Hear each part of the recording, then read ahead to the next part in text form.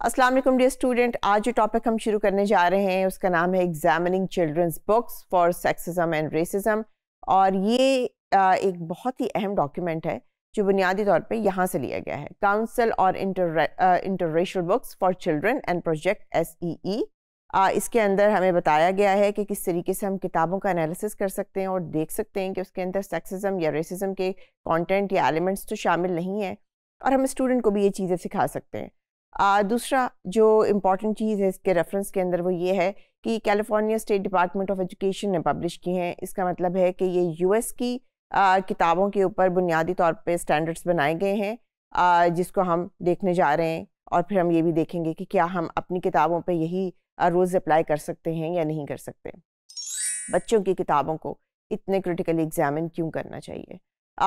According to the document, हमारे जो बच्चे हैं, जो कुछ हमारे माशरे में हो रहा होता है, हमारे बच्चे भी उन तमाम चीज़ों से स्कूल के अंदर और स्कूल के बाहर एक्सपोज होते हैं, चाहे वो वायलेंस है हो, चाहे वो किसी माइनॉरिटी के खिलाफ नफरत हो, या कोई स्पेसिफिक एलिमेंट के लिए आपके डिफरेंट किस्म के सेंटिमेंट हों।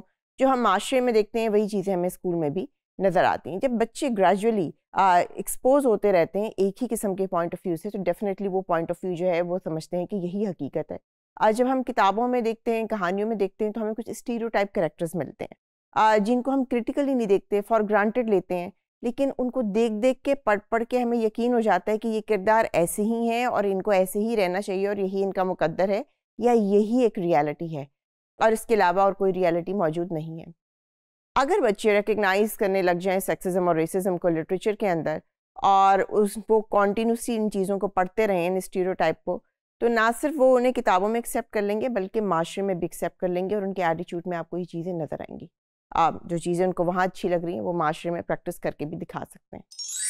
टीचर और जो भी एजुकेटर्स हैं, बुनियादी तौर पे जब वो इन स्टैंडर्ड्स को पढ़ते हैं तो पढ़ने के बाद वो बच्चों को भी ये स्टैंडर्ड सिखा सकते हैं, देख सकते हैं कि सिखा सकते हैं कि बुक्स को हमने किस तरह क्रिटिकली आइडेंटिफाई करना है कि उसके अंदर रेसिज्म या सेक्सिज्म की चीज़ें मौजूद हैं या नहीं, ताकि हम इससे अवेयर हो सकें और इन चीज़ों को अपनी सोच का हिस्सा बनाने से बच सकें।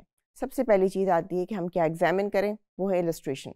छोटे बच्चों की कहानियों की किताबों में तस्वीर मौजूद होती हैं और तस्वीर जो हैं बुनियादी तौर पे हमारे प्री कंसेप्शंस जो हैं ऑलरेडी बने होते हैं तस्वीरों से रिलेटेड कि कौन शख्स क्या कर रहा होगा।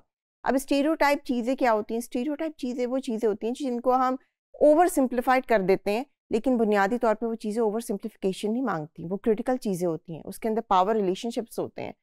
मिसाल के तौर पे हम एथनिक ग्रुप्स जो हैं, जैसे कि इस आर्टिकल में लिखा हुआ है, उनको ओवर सिंप्लीफाई कर देते हैं, जेंडर के रोल को ओवर सिंप्लीफाई कर देते हैं कि जैसे ये नेचुरल हैं, जैसे कि ऐसे ही होता है और यही एक रियलिटी और हकीकत है। जब हम चीज़ों को स्टीरियोटाइप करते हैं ओवर सिंप्लीफाई करके, तो वो हम डायरेक्टली चीज़ें अमूमन नहीं दिखाते इलस्ट्रेशन में, वो एक ओवर तरीके से, एक ढके छुपे तरीके से दिखाई जा रही होती हैं। मिसाल के तौर पे एग्जांपल दी गई है, अगर हम US के कॉन्टेक्स्ट में रेशियल और एथनिसिटी को देखें, तो जो स्याह आम लोग होते हैं उनको दिखाया जाता है कि वो केयरलेस हैं, वो बहुत ओबीस हैं, या उनके बात करने का अंदाज़ बहुत अजीब व गरीब है और वो ऑल द टाइम बिला वजह खुश रहते हैं। मिसाल के तौर पे एशियन लोगों को दिखाया जाता है कि उनकी आंखें खिंची हुई हैं और वो हर वक्त बहुत सीरियस रहते हैं। या हमारे सब कॉन्टिनेंट के लोगों को, साउथ एशियन और इंडियन लोगों को दिखाया जाता है कि पुराने ज़माने में उनके जो कपड़े थे वो इंतहाई कम थे और वो हंटर होते थे और ज़्यादातर जंगजू होते थे और उनके अंदर सिविलाइजेशन का एलिमेंट नहीं दिखाया जाता। ऐसे लगता है जैसे हम जंगलों में ही रहते थे। सो इस किस्म की चीज़ें जो हम इलस्ट्रेशन में देखते हैं। और क्या देख सकते हैं? ख़वातीन के किरदार के मुताबिक देख सकते हैं कि वो क्या है। मदर क्या सबमिसिव है, लड़कियों को दिखाया जाता है कि मोस्टली क्या वो बहुत ही शाय हैं, या स्टेप मदर है तो वो ज़रूर ही ईवल ही होंगी। तो इन चीज़ों को हमने इलस्ट्रेशंस में देखना होता है।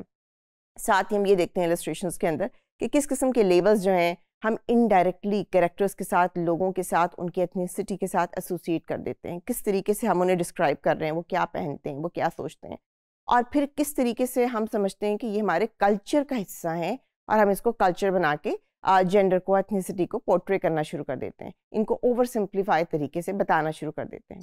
अगला पॉइंट आता है इसके अंदर, क्या हमें देखना चाहिए? टोकनिज्म। टोकनिज्म का मतलब ये है कि हम ये देखते हैं कि जो हमारे माइनॉरिटी ग्रुप्स हैं, अगर हमारी उन पर कहानियाँ हैं और अगर हमने उनको कहानियों में रिप्रेजेंटेशन दी है, तो तस्वीरों के अंदर वो उनको कैसे डिपिक्ट किया जा रहा है। क्या उनकी शक्लें वैसे ही सेहतमंद हैं, खूबसूरत हैं, जिसामत उतनी ही बराबर है जितनी पावर ग्रुप की है, और उनकी अपने फीचर्स हैं और वो अलग अलग इंडिविजुअल लगते हैं, या हमने तमाम माइनॉरिटी ग्रुप को एक रंग, एक शक्ल, एक चीज़ दे दी और बताया कि जनाब ये तमाम लोग इस ग्रुप के ऐसे ही दिखते हैं। उसके अलावा माइनॉरिटी ग्रुप में आपके स्टीरियोटाइप अपीयरेंस के अलावा जो हमने चीज़ देखनी होती है वो ये देखनी होती है कि उनके फीचर्स क्या हैं, वो किस तरीके से इंडिविजुअल कैरेक्टर निकल भी रहे हैं या नहीं निकल रहे। कौन एक्टिव डूअर है, आप इसको भी देखते हैं। एक्टिव डूअर का मतलब ये होता है कौन एक्टिवली इन्वॉल्व है इलस्ट्रेशंस के अंदर। क्या माइनॉरिटी ग्रुप भी लीडर के तौर पे आपको नज़र आ रहे हैं, या वो सबमिसिव नज़र आ रहे हैं, या उनके कैरेक्टर ऐसे हैं जिसके अंदर आप औरत और मर्द के डिफरेंसेस दिखा रहे हैं और क्या दिखा रहे हैं कि कौन कंज्यूमर है, कौन प्रोड्यूसर है, कौन कमाने वाला है, कौन नहीं कमाने वाला। तो ये सब चीज़ें भी हम इसके अंदर देखते हैं। हम प्लॉट को एग्जामिन कर सकते हैं। सबसे इम्पॉर्टेंट पॉइंट प्लॉट को एग्जामिन करने में ये आता है कि हम ये दिखाते हैं कहानियों के अंदर कि कौन कामयाब है और कामयाबी का स्टैंडर्ड क्या है। इसके अंदर हमने ये देखना है कि जो माइनॉरिटी ग्रुप है या कि वो गरीब और अमीर का फ़र्क है या जेंडर का फ़र्क है, उसके अंदर डोमिनेंट ग्रुप के जो स्टैंडर्ड हैं क्या वही स्टैंडर्ड सेट किए गए हैं माइनॉरिटी ग्रुप के लिए या गरीब के लिए या दूसरी जेंडर के लिए। इसी तरीके से हम ये देखते हैं, क्रिटिकली एग्जामिन करते हैं कि जो माइनॉरिटी लोग हैं क्या वो भी कोई रिमार्केबल काम कर रहे हैं, उनकी भी कोई अचीवमेंट आपको दिखाई दे रही है या उनको जैसे वो हैं आप उनको वैसे कबूल करने के लिए तैयार हैं इलस्ट्रेशन में। उनकी वैल्यूज़ को भी उतनी ही वेटेज दी जा रही है, और उनका भी जो कल्चर है वो एक्सेप्टेबल है, अप्रूव्ड है कि नहीं, या उनको चेंज होना है डोमिनेंट कल्चर के मुताबिक। माइनॉरिटी बच्चों को दिखाया जाता है कि अगर उनकी फ्रेंडशिप हो रही है किसी पावर ग्रुप के साथ या गरीब या अमीर के बच्चों की दोस्ती हो रही है, तो क्या हर दफ़ा गरीब का बच्चा ही है जो गलती पे माफ़ करता है और अंडरस्टैंड करता है, या अमीर का बच्चा भी गलती पे उसी तरह माफ़ कर सकता है या सॉरी कर सकता है।